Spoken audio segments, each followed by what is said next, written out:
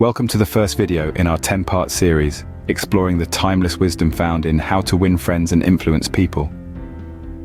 This classic book, penned by Dale Carnegie, has been a beacon of insight for countless individuals, guiding them through the complexities of human interaction. In this series, we'll be venturing deep into the heart of Carnegie's teachings, breaking down his principles to their core essence for you to understand and apply in your everyday life.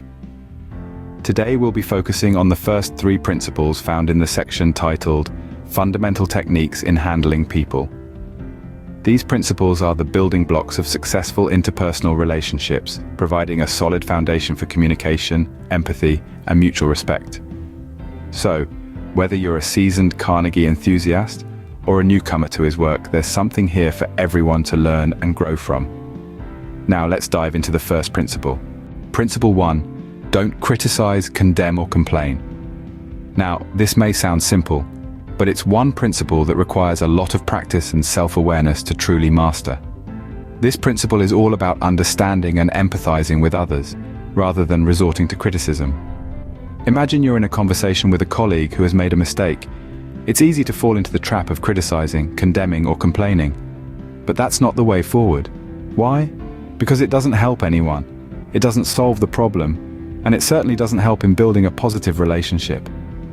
Instead, try to understand the situation from their perspective. Maybe they were under a lot of pressure, or they didn't have all the information they needed. By empathizing with them, you create an environment of trust and mutual respect, which is far more conducive to problem solving and growth. So, how do you apply this principle in your daily life? Start by catching yourself every time you're about to criticize, condemn, or complain. Instead, try to understand the other person's point of view.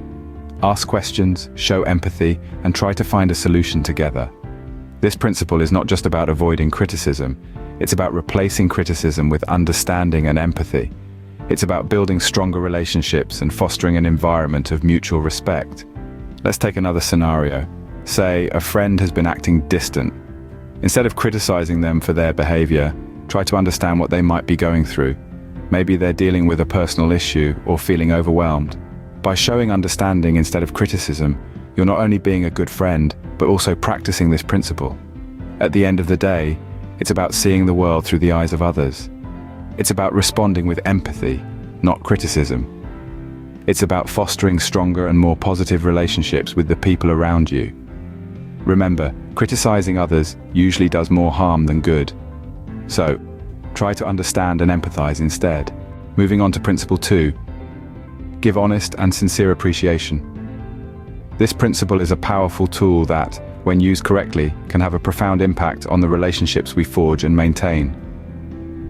Appreciation is a universal language, recognized and valued across cultures, ages, and backgrounds.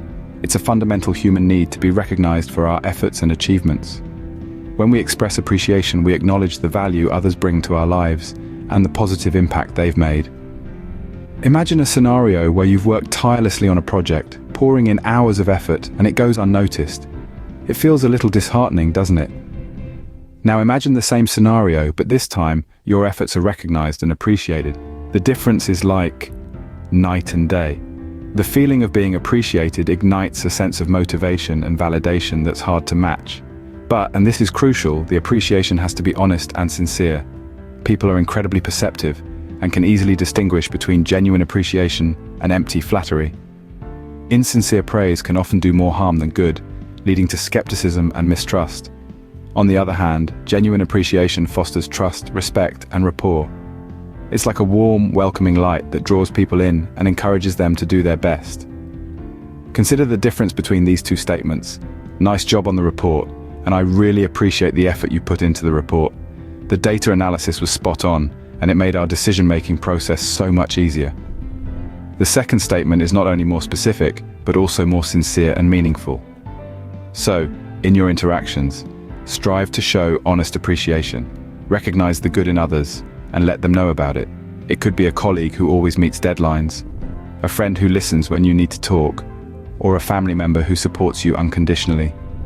Appreciating these actions can strengthen your relationships and create a positive, supportive environment. Remember, Appreciation is not just about acknowledging big achievements, but also the small, everyday actions that often go unnoticed. It's a simple, yet powerful way to show people they matter and their efforts are valued.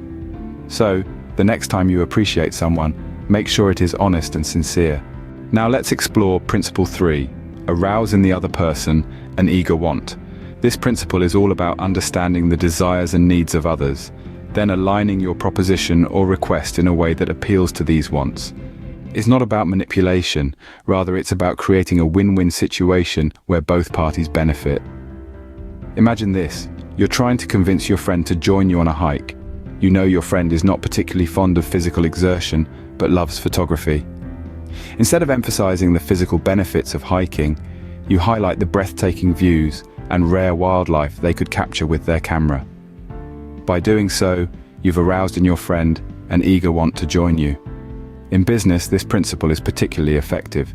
If you're in sales, for example, understanding your client's needs and wants is paramount.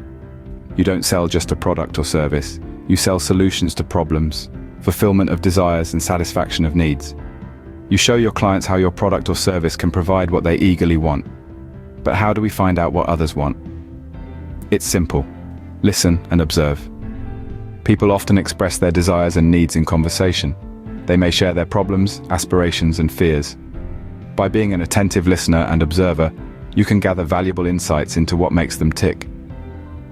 Now, here's a practical technique for applying this principle. Next time you need to persuade someone, take a moment to consider their perspective. Ask yourself, what does this person truly want? Then, tailor your proposition to appeal to that want. Make it about them, not you. Show them how they can benefit. This principle isn't just about getting what you want from others. It's also about building stronger, more meaningful relationships. When people feel understood and appreciated, they're more likely to trust and respect you. And that, my friends, is the key to influence. Remember, to influence people, first understand what they want and show them how to get it. Now that we've covered the first 3 principles, let's do a quick recap. We started off by discussing Principle 1. Don't criticize, condemn, or complain. Remember, criticism is often futile because it puts the other person on the defensive and usually makes them strive to justify themselves. Criticism is also dangerous because it wounds a person's pride, hurts their sense of importance, and arouses resentment. Instead, try to understand the other person's perspective and see things from their point of view. Next, we moved on to Principle 2. Give honest and sincere appreciation. This isn't about flattery, it's about a genuine interest in others, their achievements, and their lives. It's about recognizing the good in people and not being shy to express your admiration for it. A little appreciation can go a long way in building strong, positive relationships. Finally, we delved into Principle 3. Arouse in the other person an eager want. This is about understanding the needs and desires of others and helping them see how they can achieve what they want. It's about creating a win-win situation where you both benefit. This principle reminds us that we must consider the interests of others if we hope to influence them positively. These principles aren't just theories, they are practical methods for handling people, tested over a span of years and thousands of people. They are not about manipulating others to get what you want, but about fostering genuine human connections based on understanding, respect, and mutual benefit. The real value of these principles lies in their application. You can read and understand them, but unless you apply them in your daily life, their full potential remains untapped. So let's challenge ourselves to put these principles into practice, to listen more, criticize less, appreciate more, and always strive to understand others' perspectives. That's all for this video. Stay tuned for the next video where we'll explore more principles from how to win friends and influence people.